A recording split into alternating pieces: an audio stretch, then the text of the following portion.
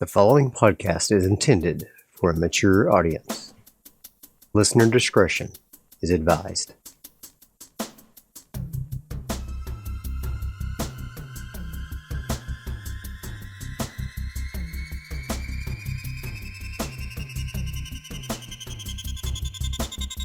Welcome to Alone in the Realm, a premium solo TTRPG podcast.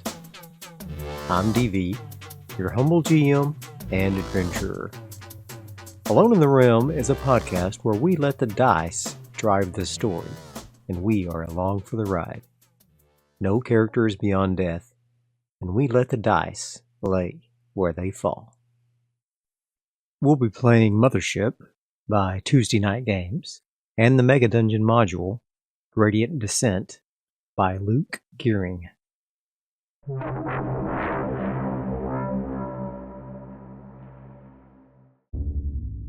Gradient Descent, Episode 14. Here is a reminder of our characters. Denzel McNelly, 11 out of 11 hit points. Benz, 31. Stress, 2. Ada, 14 out of 14 hit points. Stress, 2. Benz, 26. Therese, 17 out of 17 hit points. Stress, 2. Benz, 15. Ollie, 11 out of 11 hit points. Stress, 2. Benz, 10. In the last episode, Denzel and Therese made a short trip to the deep to place the transceiver from Rachel Kilroy into the Floor 1 rec room. There they found some microcassettes. More importantly, they found another diver, Manoj, unconscious in a locker. He claimed he had been put there by his partner who had stolen their artifact. Manoj proceeded to use a hidden brain scanner accidentally. Then they made it safely back to the bell. This is the expected scene. Mythic Adventure Town. I got Inquire and Important. I think this means that Ada and Therese convinced Denzel to head to Floor 2. They want to meet the Minotaur for their own reasons, but convince him that it could lead to finding the nanotech they're also searching for. The chaos factor is 6, so I'm going to test the scene. I got a 1, an altered scene. I'm going to roll in the altered scene table. Add a new character. Okay, who are we going to add? I'm going to roll on my character list. I got a Forsaken Android. Alright. Mythic. Does Ollie feel well enough to join them? I got a 63 versus a 65. Yes. As we move into the station, I'm going to hand wave that whole process of communicating with Arcady and all of that. We're just going to begin in the station. So I'm going to go ahead and roll for our addition of our bins. I'm going to roll a 1d10 for everyone. I roll for Ollie, and he gets a 2. He's now up to 12 bins. Denzel gets a 3. He's up to 34 bins. Ada rolls a 6. She's up to 32 bins.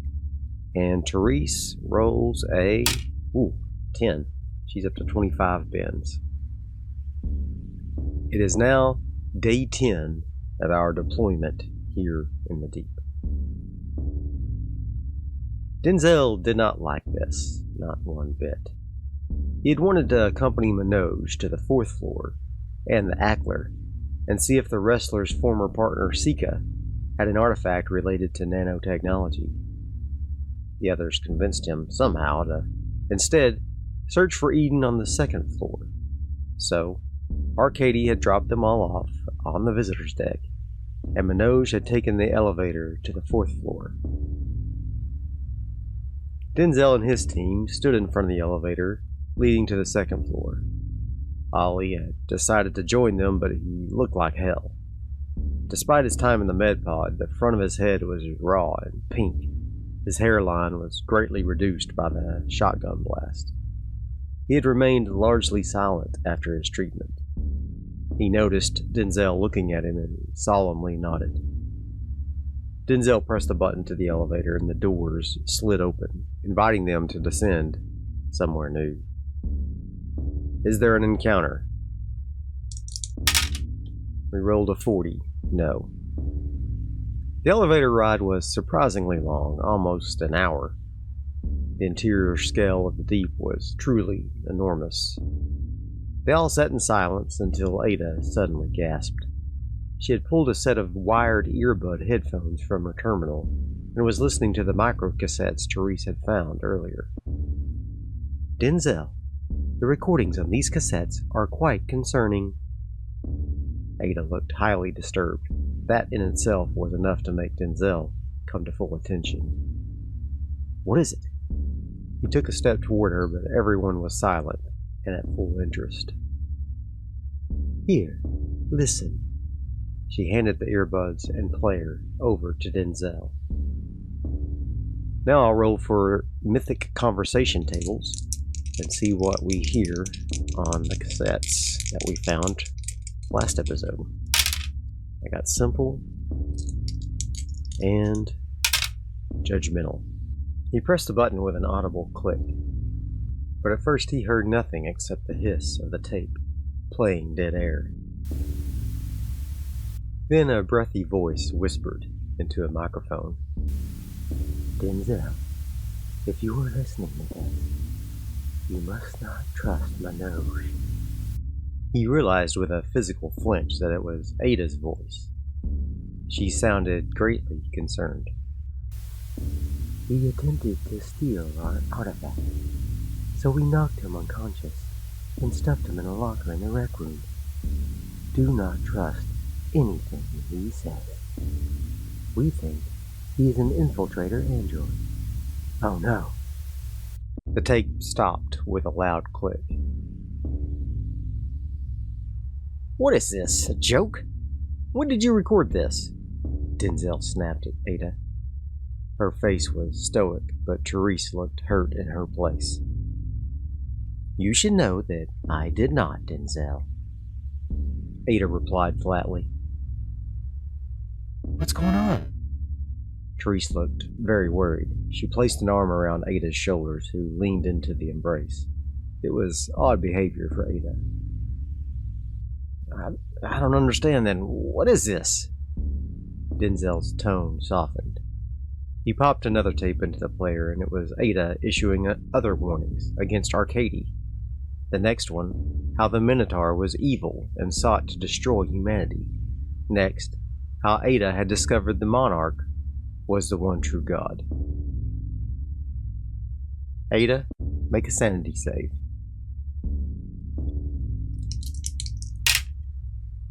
She got a 20. That's a save. Denzel, make a fear save. At disadvantage because Ada's around. She's an android. He got a 60 versus a 38. That's a fail.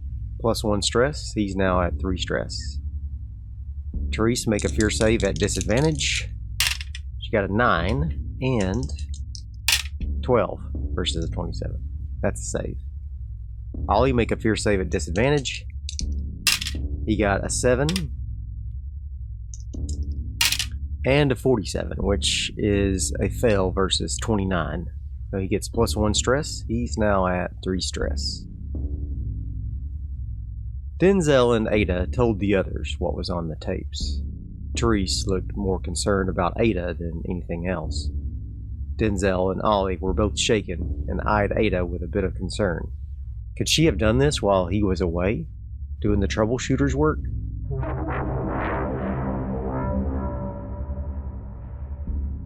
Mythic fate check. Does anyone mention her earlier brain scan?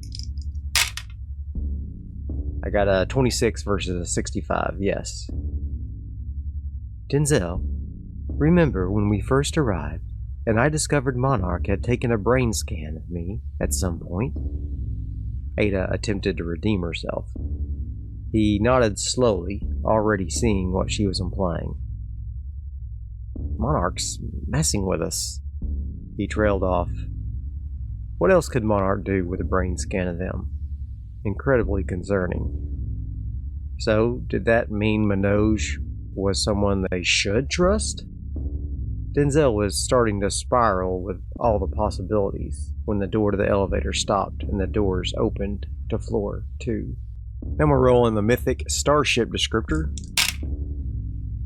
For this room, I got large and odd. The elevator opened into what was once a large corporate luxury hotel lobby. On one side of the room, a heavily armored airlock door with a terminal attached to it dominated the wall. A small washroom door stood on the other. Furniture that was once nice was now jumbled around the lobby. Scattered among the furniture was the remains of half-opened luggage. Various bits of clothing and toiletries littered the floor. Let's roll for an encounter. We got a 72, none. Therese whistled at the mess. So, how do we get to the Minotaur from here? Did Noriko say? She said she went through, air ducts and sewer pipes, Denzel answered. Therese wrinkled up her face. Ollie nodded as he remembered the same conversation. Let's take a look around and then we can decide. Alright, so now we're going to spend 10 minutes searching. I'm going to roll for another encounter. I got 72 again. Okay. No encounter. Mythic. Do they find anything of use? I got a 6, an extreme yes. Now I'm going to do the random search in the gradient descent items table. And I got an 11. Emergency vac suit repair gel. Oh, that'll come in handy. Especially, it would have came in handy when Therese had that tear in her suit a couple episodes ago. Alright, so now I'm going to roll again on the tables inside the book of random sci-fi items. And I got a 31, a wedding ring. They all spread out and began to rifle through the luggage and the items that was scattered around. They found an unopened tube of emergency vac suit sealant gel. That would have come in handy for Therese when they were fleeing from the security androids a week ago. Denzel found what appeared to be a plain gold wedding band. He rolled it in his palm, thinking of his deceased wife. He decided to pocket it. It might be worth a trade to someone, simple as it was.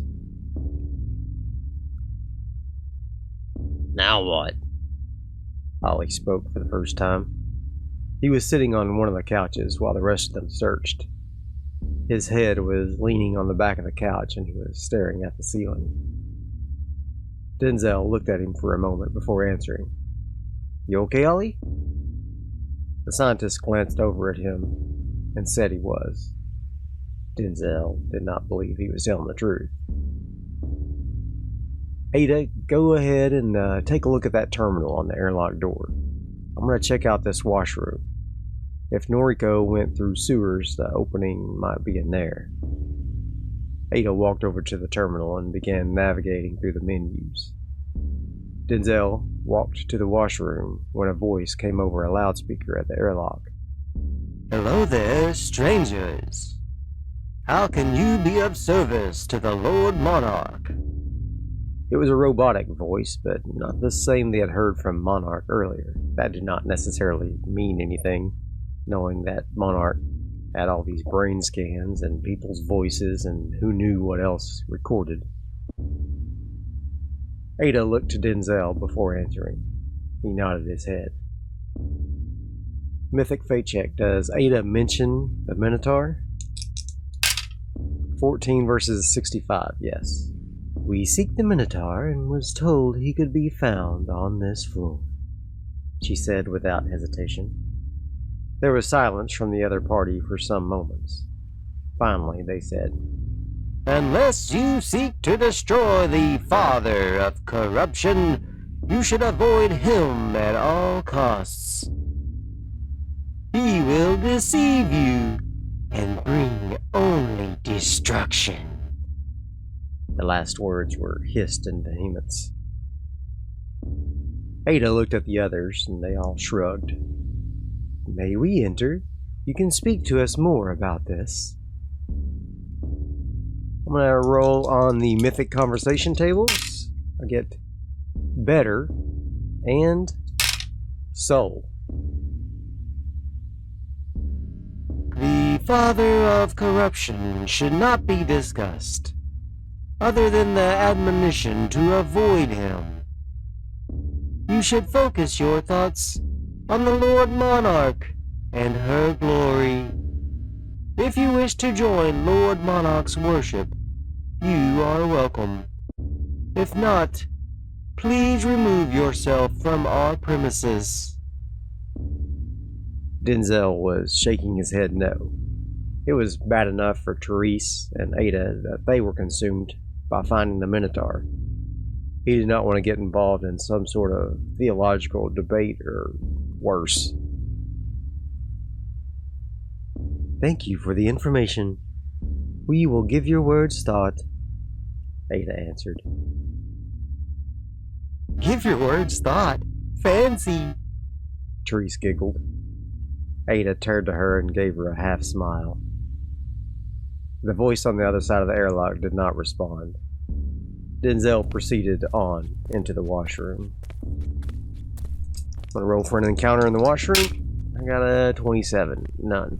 I'm going to roll in the Mythic domicile descriptor table. I get roomy and utilitarian.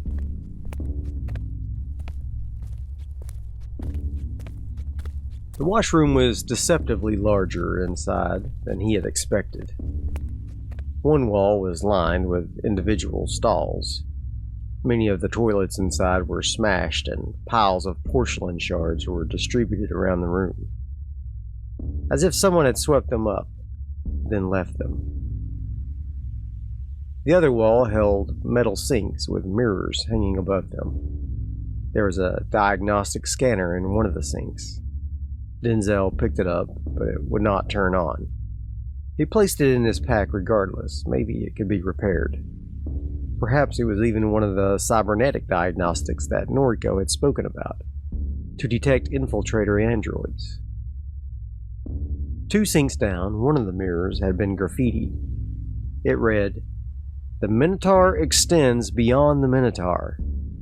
Denzel scoffed. Sounded like something Noriko would say.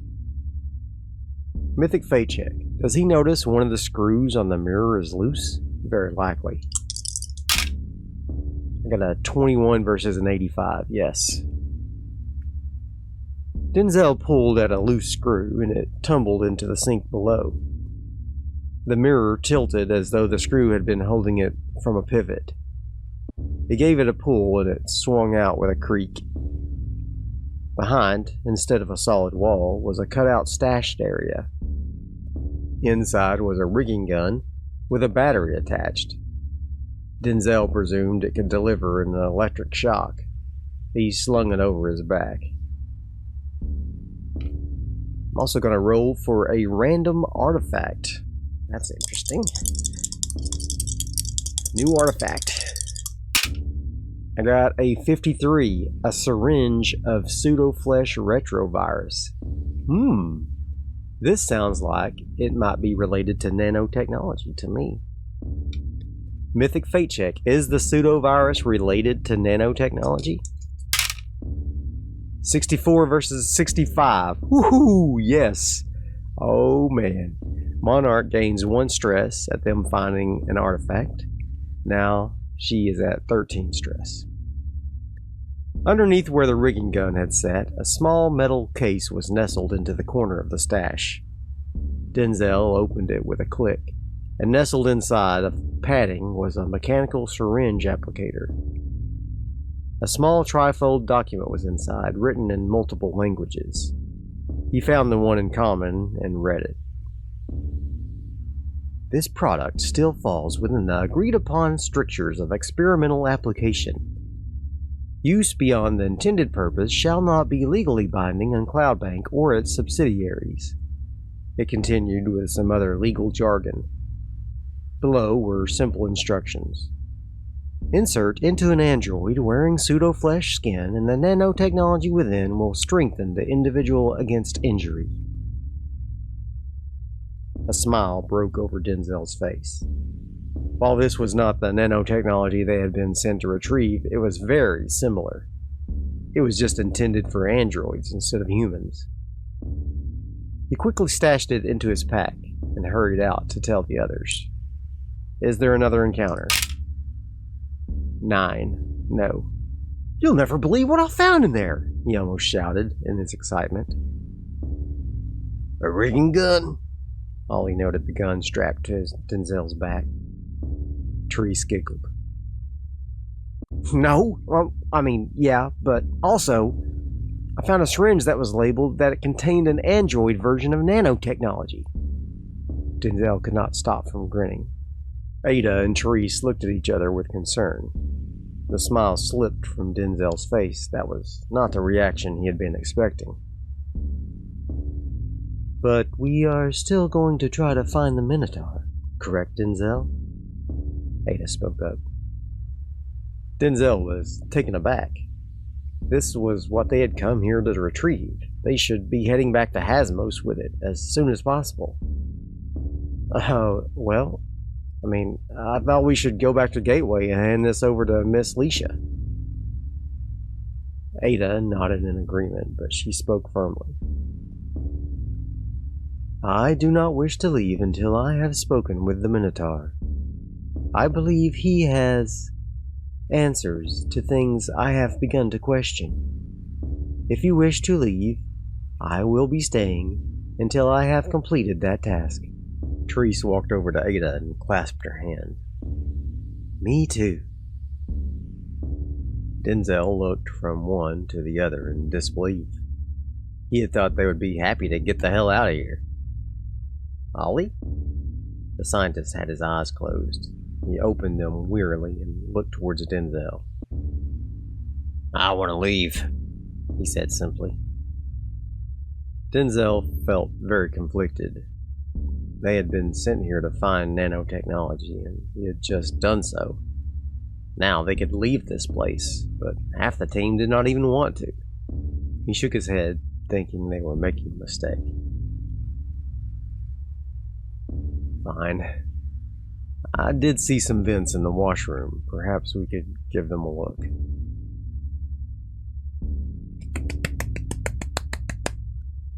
Therese clapped excitedly, and Ada simply nodded. Back in the washroom, they all stood looking at the wall with a large vent grill. A faint smell of sewage wafted from within. That's probably it, Therese said with one hand holding her nose. Are you both sure you want to do this? Denzel asked again. Both women nodded. Ollie groaned. Denzel, just let me go back and radio Arcady. I'll take the syringe with me, Ollie pleaded in a tired voice. No, we're going to stick together. I don't trust this place. Hang in there. He tentatively patted Ollie on the back. The scientist did not seem to notice. Denzel went first, dragging himself into the vent and crawling through the confines of the duct. The light from the washroom was soon gone, and he flicked on a flashlight he carried in his tool set. The duct finally ended in a small metallic chamber full of pipes. The smell of sewage was even stronger here. As Denzel shone his light around the room, the flashlight beam reflected off the lenses of sensors of unknown use, interspersed throughout the wall. There, in the middle of the room, lay a body with its cavity torn open. Even from here, it was obvious it was an android, but not one of the blank-faced security types. This one had human features, like Ada. Denzel, Ollie, Therese, All take +1 stress at seeing a dead android due to their empathy. Ollie's now at 4 stress, Denzel's at 4 stress, and Therese is at 3 stress. Its long hair was unkempt, and it had a bandolier tossed aside that had previously held shotgun shells. There in its chest cavity was a small statuette, carved into a strange shape that Denzel could only describe as a monster. It looked like a sphere with a grisly mouth and multiple eye stalks. The others crowded close behind him, all of them looking around with their flashlights. Denzel knelt down to get a closer look when a voice rang out from the opposite side of the room. "Get away from him," the male voice growled. Denzel and the others focused their flashlights toward where the voice originated, and they saw an android modeled to look like a young teenager emerge from the vent on the opposite side of the room. He shakily held a combat shotgun in his hands, trained on Denzel. Denzel raised his hands but kept the light shining on the approaching android. "We don't want any trouble. We just discovered him. We did not do this." "I know that. I watched as you climbed out of that vent. Step away," he said the last as a shout. Denzel and the others shuffled backward in the dark, trying to appease this newcomer. "I am Ada. We are searching for the Minotaur. Do you know where we can find him?" Denzel cursed under his breath. There was no way to know if these androids also believed that the Minotaur was evil.